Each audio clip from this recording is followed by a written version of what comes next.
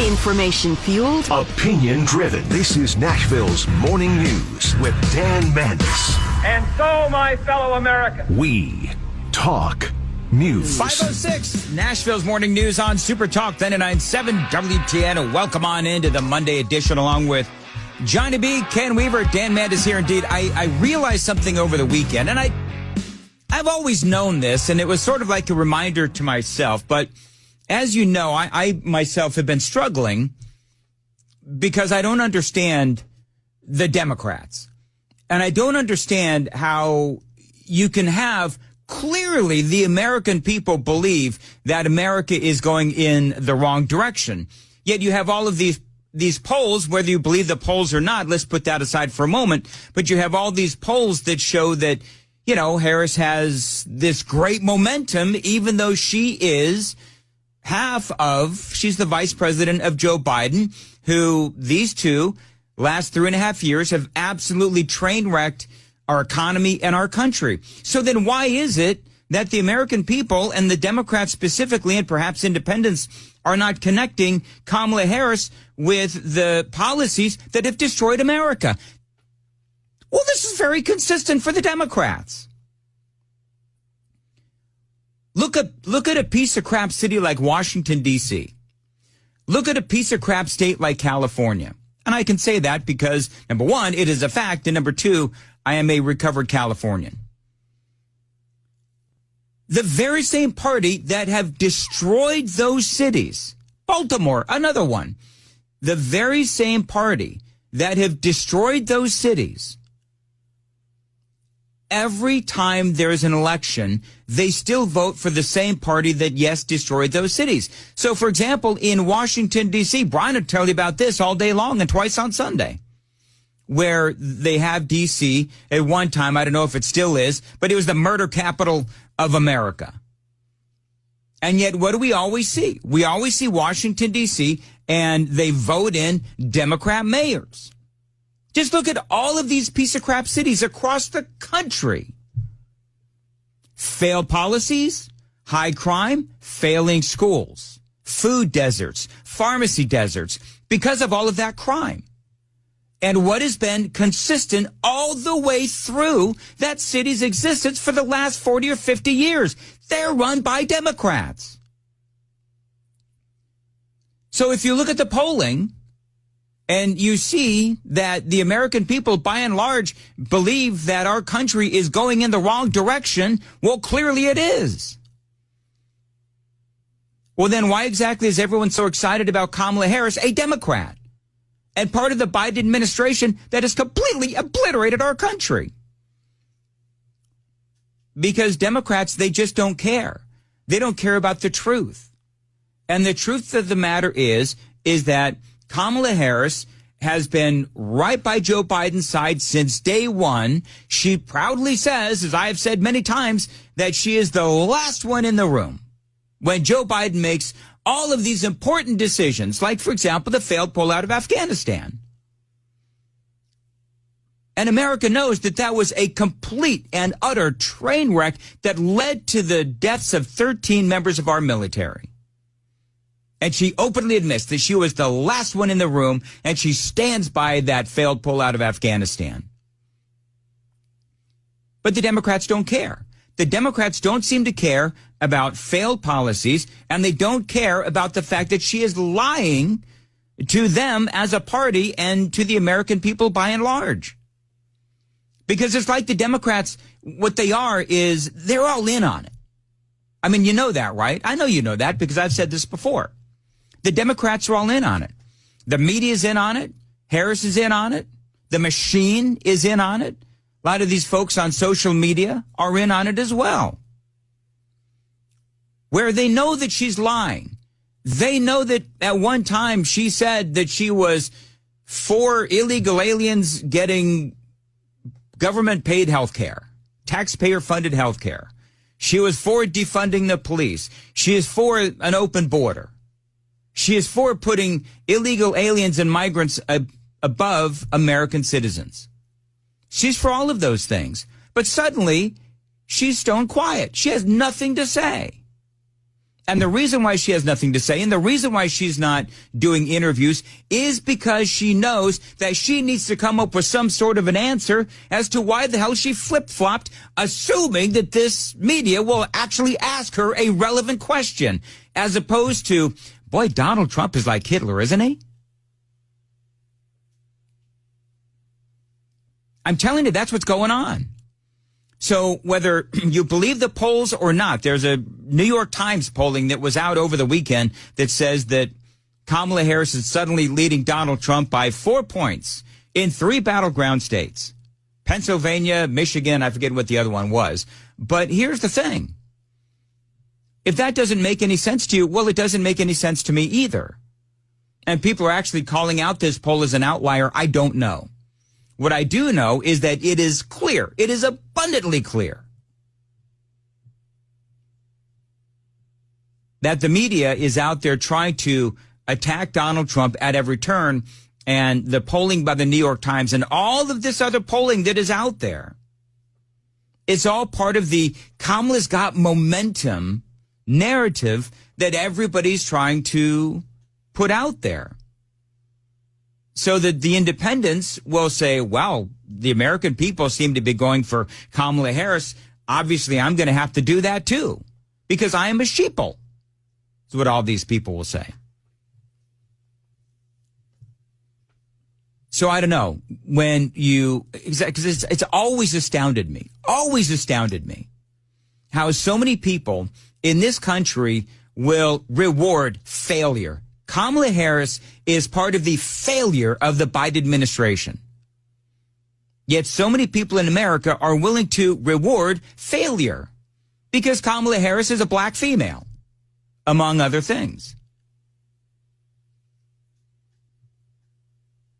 And this notion of rewarding failure with the Democrat Party and pulling in some independents is astonishing to me when she's running against a guy, Donald Trump, who has had absolute proven success. And here's the other thing that is astounding to me. Did you see what happened over the weekend with Kamala Harris? She literally stole one of Donald Trump's signature policies that he has been talking about for months now. Amy Klobuchar. You know, I used to call her Crying Klobuchar because she always sounds like she's about to break out into tears. She was on one of the shows over the weekend, and they were asking Klobuchar the question because Kamala Harris won't appear on any of these shows right now. And so they asked Amy Klobuchar, why is it that the presidential candidate for your party refuses to do any kind of media? She's been in this now 21 days. She has yet to do a single interview. Why is that? And is that going to change? 21 days, Jonathan. 3 weeks. She started running for president. Before that, she did tons of interviews. Okay, so she said before that she did tons of interviews. Klobuchar, here's the thing. She wasn't a presidential candidate at that time 3 weeks ago. The other part about that is she's so clueless, of course, and Jonathan Karl doing the interview also equally is clueless. He's like, yeah, well, okay. 3 weeks ago, she had completely different policies than she does now. And so for him to simply, and he did, he just allowed her to get away with this comment, not putting it into further context where it's like, okay, but she's now the nominee for the Democrats and her policies have changed. And even her campaign now admits that choosing Tim Walz as the running mate has been an epic disaster because one of the events that happened over the weekend is that they have now said that, oh, well, Tim Walz, he misspoke when it comes to his stolen valor and his military service. Anyway, here's the rest of that audio bite from Amy Klobuchar. She's been in this now 21 days. She has yet to do a single interview. Why is that? And is that going to change? 21 days, Jonathan. 3 weeks. She started running for president. Before that, she did tons of interviews. She's done interviews with you. She's done interviews. I'm sure she's going to do interviews. Just last night in Nevada, she talked to the press. Yeah, she was walking through, I don't know if you saw this, but she was walking through a corridor and she gave 1 or 2 sentence answers to some of the questions that they asked, but there's no opportunity for follow-up. And as we all stated on Friday, there's absolutely no way that Kamala Harris could do what Donald Trump did last week. Now, again, the reason why she couldn't do what Donald Trump did last week is because she doesn't have any answers. She doesn't have any policy. She doesn't have the wherewithal, in my opinion, intellectually, to deal with tough questioning. She just doesn't. Without coming off as sounding not so intelligent or that she doesn't have a firm grasp on the issues. You see what she said the other night in Las Vegas? And eliminate taxes on tips for service and hospitality workers. As many in the media actually, believe it or not, pointed out, where have we heard that before?